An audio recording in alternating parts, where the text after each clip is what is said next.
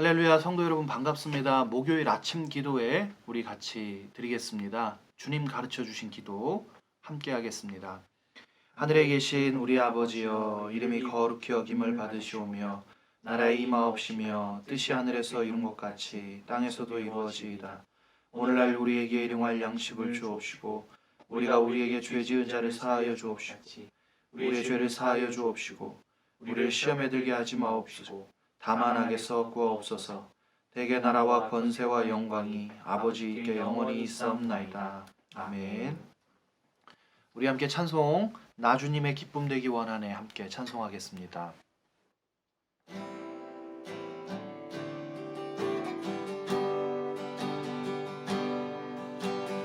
나 주님의 기쁨 되기 원하네.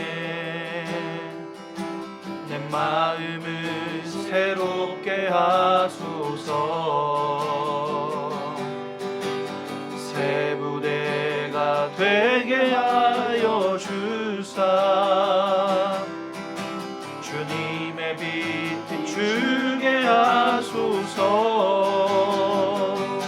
내가 원하는 한 가지 주님의 기쁨이 되는 것. 내가 원하는 한 가지 주님의 기쁨이 되는 것. 겸손히 내 마음 드립니다. 나의 모든 것 받으소서. 나의 맘 깨끗게 씻어주사. 주의 길로 행하게 하소서.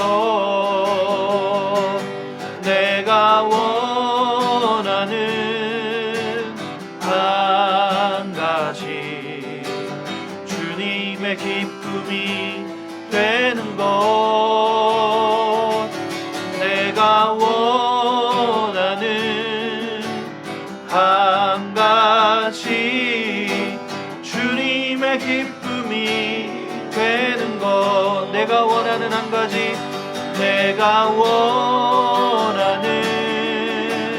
한 가지 주님의 기쁨이 되는 것. 내가 원하는 한 가지 주님의 기쁨이 되는 것.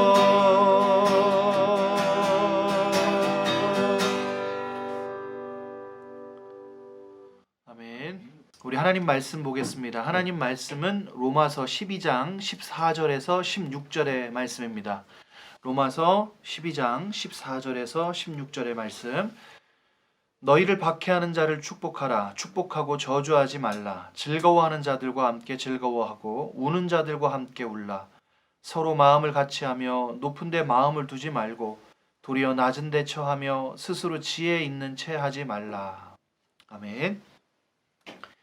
사도는 이제까지 신자가 신앙생활을 어떻게 할 것인지를 교회 생활을 중심으로 가르쳤습니다. 그리고 14절 오늘의 본문에서부터는 그 범위를 좀 더 넓게 확장해서 일반적으로 신자와 불신자를 포함하는 더 넓은 개념에서 사회생활에 대해서 즉 우리가 특히나 상대하기 어려워하는 불신자를 포함하는 이웃과 어떤 관계를 맺고 살아갈 것인지에 대해서 가르치고 있습니다. 오늘은 그 첫 시간으로 14절부터 15절에 16절의 말씀을 중심으로 말씀을 함께 나누겠습니다. 14절에서 21절에 걸쳐서 전체적으로 신자가 관계해야 할 이웃에 대해서 사도는 매우 부정적인 인상을 보이고 있습니다. 그들은 신자를 박해하는 자들이라는 인식이 있어요. 모든 이웃들이 신자에게 적대적인 인식이나 감정을 갖고 있지는 않지만 사도는 신자가 만날 수 있는 이웃 중에서 가장 어려운 이웃, 가장 최악의 이웃을 상정하고 말씀을 가르치고 있다고 볼 수 있습니다. 그래서 본문의 말씀을 이해할 때 신자의 이웃을 무조건 박해하는 자로 여기지 말아야 합니다. 사도는 신자가 평범한 상황에서나 위급한 상황에서나 또 어떤 악조건적인 상황에서 그렇게 어떤 조건에서든 이렇게 행동하기를 바라는 마음으로 이 글을 쓰고 있기 때문입니다.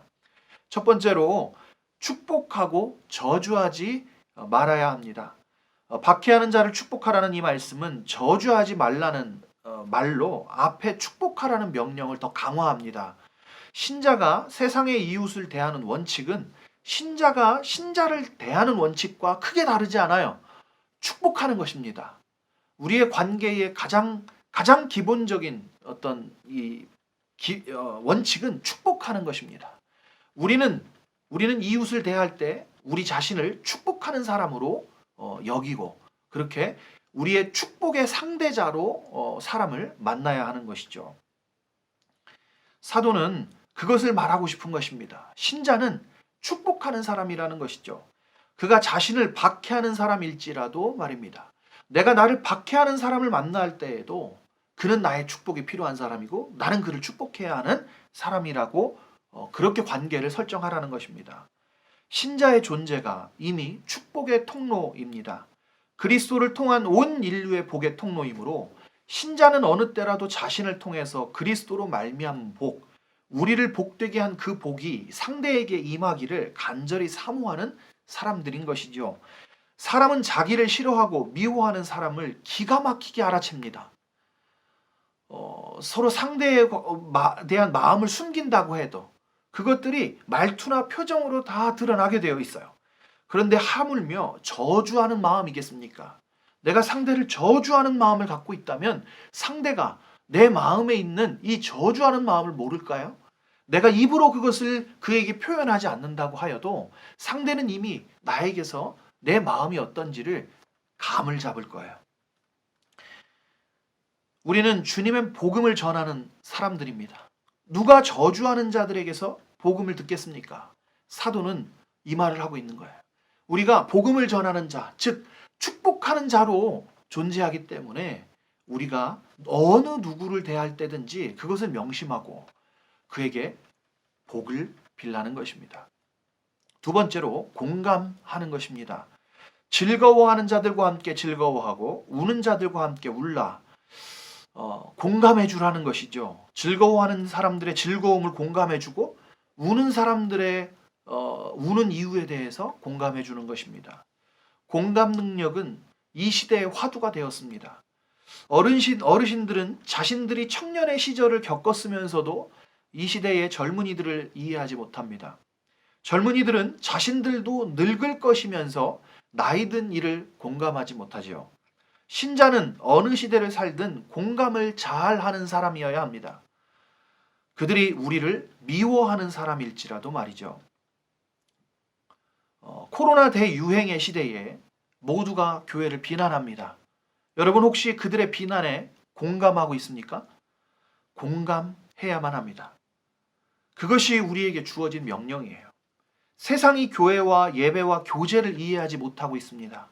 공감해 주어야만 해요. 이것을 우리가 하지 말자는 이야기가 아닙니다. 예배하지 말자, 세상이 하라는 대로 하자 이런 말이 아니라 공감하는 겁니다.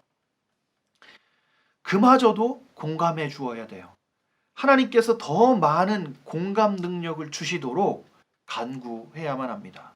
우리는 신자들의 사정을 공감하지도 불신자들의 사정을 공감하지도 못하게 되었기 때문입니다. 신자들이 공감하는 사람들이어야 하는 이유는 우리의 구주께서 우리와 공감하기 위해서 사람이 되신 분이기 때문입니다. 성육신 그 자체가 공감이에요. 우리가 공감 능력이 떨어진다는 평을 받는 것은 우리 구주께 매우 모욕적인 일입니다. 우리는 그리스도께서 이 세상에 보내신 자들로 이 세상 사람들과 공감하고 그들에게 주의 복음을 증거해야 될 자들이기 때문입니다.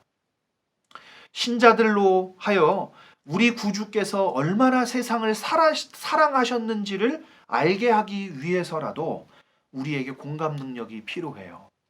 우리의 공감 능력이 세상 사람들로 하여금 더 많이 예수 그리스도가 얼마나 그들에게 공감하시고 얼마나 그들을 사랑하셨는지를 알게 할 것입니다.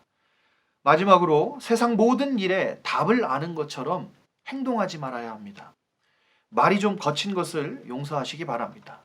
서로 마음을 같이하여 높은 데 마음을 두지 말고 도리어 낮은 데 처하며 스스로 지혜 있는 채 하지 말라.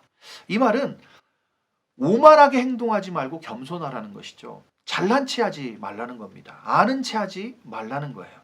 지혜 있는 채 하지 말라는 말은 아는 채 하지 말라는 겁니다. 성경은 신자가 구원을 얻고 누리는 데 필요한 모든 사실을 기록하고 있습니다. 하지만 과학적이고 또 일반적인 모든 상식과 법칙을 다 기록하고 있지 않아요. 세상의 모든 과학 법칙을 성경을 통해서 증명하려 하거나 세상의 모든 인간사에 대해서 다 아는 것처럼 행동하는 것은 매우 꼴불견입니다. 세상의 전문가를 인정해야만 해요. 굳이 우리가 그 전문가가 되어야 될 필요가 있습니까? 우리는 성경의 전문가만 되면 되는 것입니다. 한 번은 저희 아내가 저를 지적한 적이 있습니다. 제가 말마다 가르치려 한다는 것이에요. 상대가 누구건 간에 그렇다는 겁니다. 저는 가르치는 게 업이기 때문에 누군가를 자꾸 가르치려 합니다. 그리고 불신자들을 내려다보는 경향이 좀 있어요. 구원의 도리가 얼마나 높고 특별합니까? 그 구원의 지식을 가진 저의 콧대가 또 얼마나 높겠습니까? 그러나 누구도 교만하고 오만한 자에게 구원의 도리를 듣고자 하지는 않을 것입니다. 다시 말씀드립니다. 겸손하십시오. 구원의 도리를 말하는 일에도 겸손하고 세상의 모든 일에도 겸손하십시오. 세상의 지혜를 배우시고 모든 이들에게 공감하며 경청하십시오. 그것이 성경이 가르치는 사회생활의 법칙입니다. 같이 우리 기도하겠습니다. 사랑하는 주님, 언제나 우리의 기도에 공감해 주시고 귀 기울여 주시니 감사합니다. 우리도 주님과 같이 공감하며 경청하는 데 익숙하게 하옵소서. 사랑하는 주님, 세상을 향해서 겸손하게 행동하게 하시고 세상을 저주하는 마음으로 대하지 않도록 하옵소서. 박해받으며 속이 상할 때에도 주께서 그 마음을 위로하시고 격려해 주셔서 세상을 사랑하고 축복하게 하옵소서. 사랑하는 예수 그리스도의 이름으로 기도드립니다. 아멘.